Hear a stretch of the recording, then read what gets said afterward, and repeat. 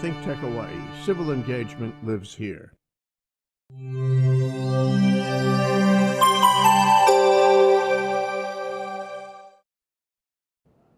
Hello, welcome to Out of the Comfort Zone on Spectrum, on ThinkTech on Spectrum OC16. I'm your host, RB Kelly, and I've got a little bit of nerves today because today I'm talking about a difficult subject. So all of us have had times in our lives where we looked up to a leader and they let us down. Or maybe we were the ones who were called on to lead and maybe we flubbed up or we failed or we just crumpled under the pressure. And that happens. That's normal. But in today's changing environment, it's more important than ever to be a strong leader, someone that people can trust, look up to, rely on. And that's why today, on Out of the Comfort Zone, we are talking about leadership. And I have with us an expert on leadership. He's a retired U.S. Army Major General Craig B Whelden. And you can tell I'm usually not this nervous. I'm not this nervous, but I am today because what you've experienced and your long years of experience are really cool to me, and I think it's so important for our viewers to know. So some of our viewers don't really understand the military. They don't know what the titles mean. Can you explain a little bit more about what you do? Sure. Thanks, RB, and thanks for having me here today. I spent 30 years in an Army uniform and 7 years in the private sector. And then my wife wanted to come back to Hawaii because we were here when I was in uniform. And so I found a good landing with the United States Marine Corps. I'm now the executive director for Marine Corps Forces Pacific. And so I've been in and around the military most of my life. My dad was in the Air Force. And only the 7-year period when I was living in Florida where I was actually a contractor, but I did most of my work for the military. So 45 years of experience, both good and bad experiences that have taught me an awful lot about leadership, and I hope to pass that on to the next generation. And that's something it seems is more important than ever, because it used to be growing up, kids, they'd have a lot of social experience. They'd get out, they'd play in clubs, there'd be a lot of after-school activity. But now it seems more and more kids are going home to their computers or to their smartphones. So I think what you're doing and the lessons you're teaching are going to be even more crucial as the years go on. Well, I hope that's the case. Yeah. Well, I think kids are lucky to have leaders like you who are there willing to pass on the lessons you've learned. So when we were talking about what we should cover in this session, you mentioned that there were 10 thoughts you really had on leadership that were crucial to help a leader succeed. What's the one you want to start with? Well, let's start with communications, because that's kind of a principle that applies not just to leaders, but on a day-to-day life for anybody, quite frankly. There's a fellow named Mort Grimm that said, it doesn't really matter what you say, it's what the other person hears. And so I always, sometimes subconsciously, put myself in the position of the audience that I'm speaking to. That could be an individual, or it could be an audience of 1,000 people. It doesn't matter, but you need to understand where they stand on a particular issue and what kind of person they are. So whether you're talking to a 6-year-old or a 60-year-old, a male or a female, a private or a general, a liberal or a conservative, an American or a foreigner, it almost doesn't matter. You can communicate the same message to any of those folks, but you may have to do it in a little bit different way. So step one is, who is this audience I'm about to engage? How will they best receive what I'm about to say? And then communicate it in terms that they understand. So it seems like the very first thing you want to do is understand where they're coming from. That's exactly right. Now that's really cool. One of the previous guests we've had was an ex-FBI hostage negotiator, and he talked about how when it comes to communication, he who listens first wins. So it sounds like you're on the exact same track there, where it's all about understanding where they're coming from first. You are absolutely right. I think he nailed it. And that's probably why he's probably pretty good at what he does. So have there ever been instances where you've seen someone fail at this law, or they've messed it up, or had some sort of consequences from this? Sure, I've had a number of experiences like that. And let me tell you of one. I worked for a commander at one time when I was a staff officer for him. I was a senior staff officer on his staff. And he was in a particularly bad mood on one day. Very, very bright guy, but a bit volatile. And he could go one way or another way with his moods. On this particular day, he had a professional development session for all the officers at the end of the day.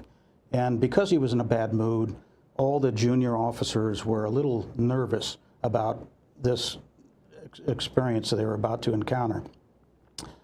He called on a lieutenant, and the lieutenant gave him what he thought was a poor answer, and he blew him in place. And I use that as a metaphor, not physically, but every single one of the other lieutenants in the room thought, maybe I shouldn't raise my hand. So this lasted about 2 hours, and there wasn't a lot of participation, which was the main purpose of this professional development session. And as we were walking back down towards the offices, he turned to me and he said, I don't understand why everybody was so quiet today. And because I had a good relationship with this boss of mine, I said, well, let me explain to you. Do you remember when you blew that lieutenant in place at the very outset? Everybody else got shell-shocked as a result of that and decided they're going to sit tight and not take any risks. If you want to get the most out of people, then don't do that. Encourage people and make them want to participate. And he said, yeah, okay. Now fast forward, I worked for this same officer 10 years later. He was a very senior officer at the time. And when we saw each other for the first time, he said, you know, I listened to you 10 years ago and I've mellowed. And I said, well, good for you. We will see. So did he? He did. Good. And what you said about mellowing, that reminds me of my dad. I'm not sure how to best phrase this. I was a really stubborn, intense, awkward teenager where if I thought something was wrong, it was wrong. It didn't matter what the other side thought. And so I looked at my dad, and he was so mellow. Like, he was willing to take anything, handle anything, and he wouldn't push back. And I thought, like, Dad, what is wrong? You've got to fight back. And he sat me down, and he said, okay, what you're doing now isn't going to work. All you're doing is making people dislike you, want to push back against you. And I was just like you growing up, but I had to learn some tough lessons, and I had to learn to mellow so that when I do speak up, people are willing to listen. Sounds like your dad understood leadership pretty well. At the time, I thought, Dad, you're wrong. You are so wrong. But most teenagers think that about their dad at some point in their life. And then we turn around just like I have and been like, whoa, my parents really did know something. That's exactly right. So when we also talked, you mentioned that there are some things that you sometimes see people under you that are doing wrong, that maybe they're not communicating the right way, maybe they're not coming across the right way to their leaders. Is there any advice you'd have for them? Yeah, there's a great example I've had in recent years where an individual who was pretty intense was promoted into a position where he had to now be a good supervisor. He wasn't a supervisor until he got that promotion.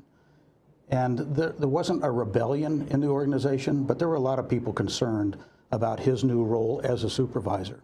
So I called him in and I said, look, you're in a different position now. You have all the technical skills that you've demonstrated over the years, but you now need to inspire people to do their job and let them do their job. And one of the things we need to do is understand what people's concerns are. So what we're going to do is we're going to hold a sensing session with everybody in the organization, and we're just going to let everybody put their feelings on the table. And all I want you to do is listen. Don't say a word, just listen. And then soak in everything that you heard and reflect on that, and how can I make myself a better person? Because I think what you're going to find is it's not just you and one person or you and another person. There's a kind of a consensus out there that they all think this is going to be a difficult relationship. And 2 years later, this person was voted as one of the best leaders by the Federal Recognition Board, and I stood on the stage and handed that to him. So whoa, he really turned around. He's still doing it. That's a huge transformation to go from the supervisor that everybody was worried about to voted the best. Yeah. My goodness. Yeah. And now that must have been a challenge for you, because I can just see how looking at someone, you see there's a change they need to make. If you phrase it wrong, then their feelings are hurt, they're resistant, and now you're the bad guy. That gets back to the communications. You need to understand your audience. So the first thing I did was say, let me understand this person on how he's about to receive this very difficult conversation. And how can I put it in terms that will make him receive it? And it's a little bit of a risk, but sometimes you have to take a risk. Yeah, if you don't take a risk, you never do or learn anything new. So I really like this one. What are some of the other rules of communication or the other rules of leadership that you teach people? So when you're in the military and you travel and move a lot, which we do, we move every 2 or 3 years, and over a 30-year career, I moved over a dozen times or so. When you become a leader and you join an organization as the leader, one of the worst things you can do is start changing things right out of the chute. Because if you start doing that right off the bat, people are going to start thinking that you didn't think it was a very effective organization. I think most senior leaders in the military, at least, understand that the first thing they ought to do, unless they have a mandate to go change something from their boss, is to demonstrate that they're joining a team, that they are the leader of the team. They're going to take temporary oversight of that for 2 years or whatever the case may be. But they're not going to make any immediate changes until they have a chance to assess the environment in which they are. So making changes for change's sake is not something that I would advise. Let the dust settle. You're joining their team. You just happen to be their leader rather than them joining your team. And the larger the organization, the harder that is to do. And I've seen a lot of instances where that goes wrong. Someone joins a team, they come in, they're like, I'm in charge now, we're going to do this my way. Right. And you get the team members feel a little threatened. They feel not sure where this is going to go. They feel like it's just not quite safe for them. And so you get these subtle resistance to change where they don't get things to you quite as fast as you should. They're slower to cooperate than you know they could be. And if they know you're going to leave in 2 years, they wait you out. Or they try to wait you out anyway. So, oh, this guy will be gone. Let's just hang in there, hunker down, and he'll be gone. And that just makes a less effective organization.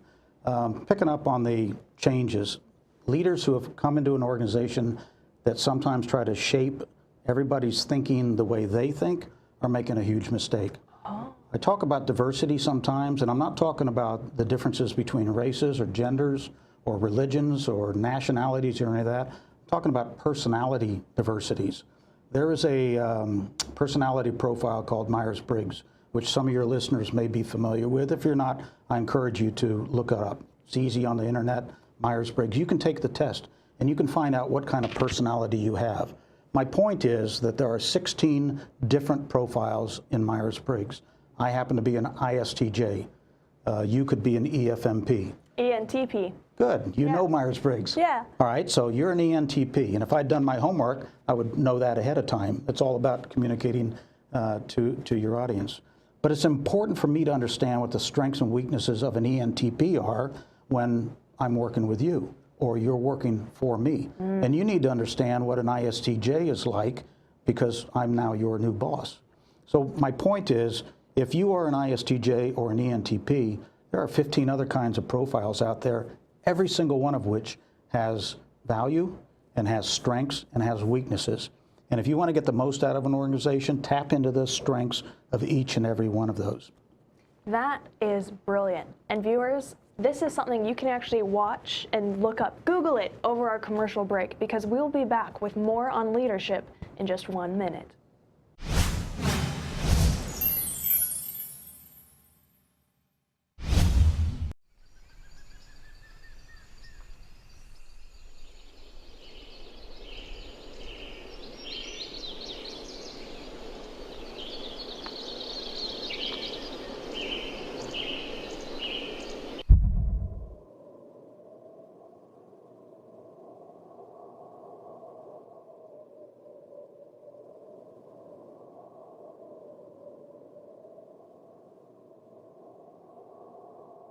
I'm getting older. Do I need to worry about falling?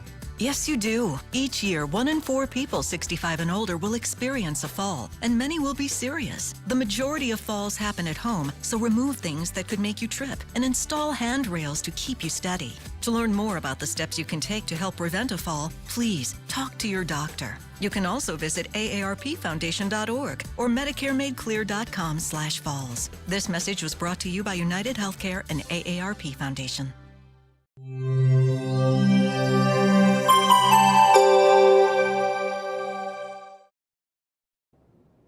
Welcome back to Out of the Comfort Zone. I'm your host, RB Kelly, and you're watching ThinkTech on Spectrum OC16.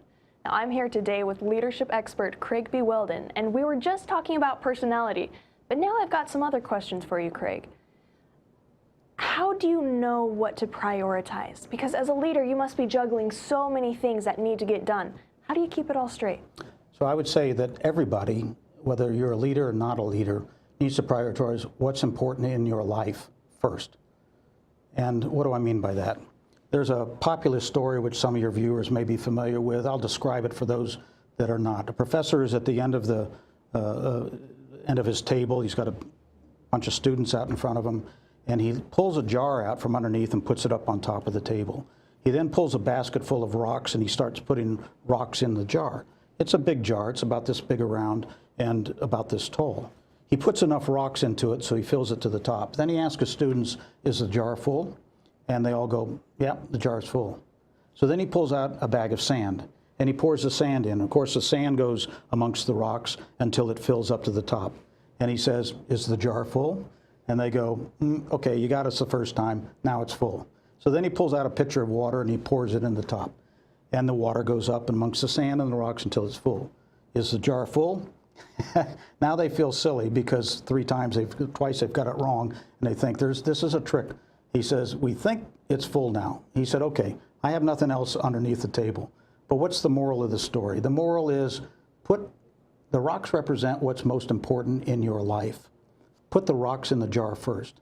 Because if you put the sand and the water in, then you're not going to get every rock in. So whether your rock is your health, your family, your religion, or your job, or making money, it doesn't matter what it is. Identify what's most important to you. Put those rocks in the jar first.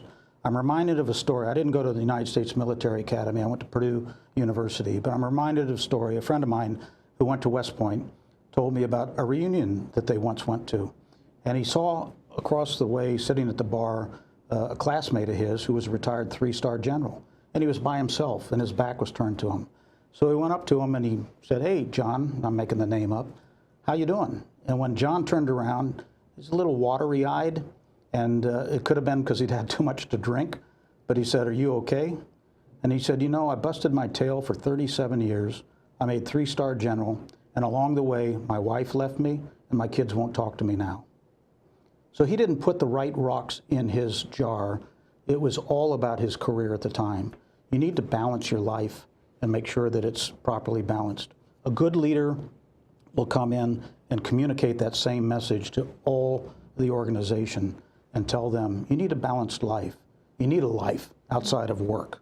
And you need to think about what the rocks in your rucksack are, in the jar. And that's something a lot of leaders seem to struggle with, because it seems like there are leaders who come in and just, they want results, results, results, and they're willing to burn out their team in order to get it. Right. And that seems like it's dangerously short-sighted. It absolutely is. In fact, that's back to the team members who say, we'll just wait this guy out because he'll be gone soon. In the military, anyway. In the corporate world, it might be a little bit more difficult because that person could be there a long way. And then you've got a difficult decision to make. Either confront the issue somehow or go somewhere else. And I think that takes us back to communication, because if you don't know how to communicate your concerns, then you can't, and so you're stuck there. You have to either leave or just get through it somehow. Yeah. And that builds up that resentment, which makes you unhappy and miserable. It also makes you unhealthy because stress is not good for anybody. And it burns people out. Yeah. So along with building up your priorities, what other advice would you have for people who are trying to just balance out their lives and be more effective as leaders? I have often thought about, what do people strive to achieve? What are your goals in life? What are your professional goals in your life? I'm reminded of a story that was told to us by the Chief of Staff of the Army when I was a student at Command General Staff College many, many years ago. And at the end of his presentation, he was a 4-star general. At the end of his presentation, he took questions. And a major in the audience raised his hand and he said, sir, how do you define success in today's Army? And the general thought for a moment and he said, you know, most of you out there think I've been successful. I'm a 4-star general. I'm the Chief of Staff of the Army. And of course, there was a chuckle throughout the audience. Everybody thought, yeah, of course, he's been successful. He says, but I can tell you, I can guarantee you that I have contemporaries of mine who are fellow 4-star generals who will if they had my job and they retired from my job, they would be disappointed. And we all kind of looked at him. He said, why is that? Because the next rung on the ladder is the chairman of the Joint Chiefs of Staff. That is the next. That's the very top military person in the United States government. And life in the military or in the corporate world is like climbing a ladder. You start at the bottom. It's pretty easy to grab the first rung on the ladder and say, well, I'm here. Now, to get to the next one, you reach up and grab the next rung. Your feet are still on the ground.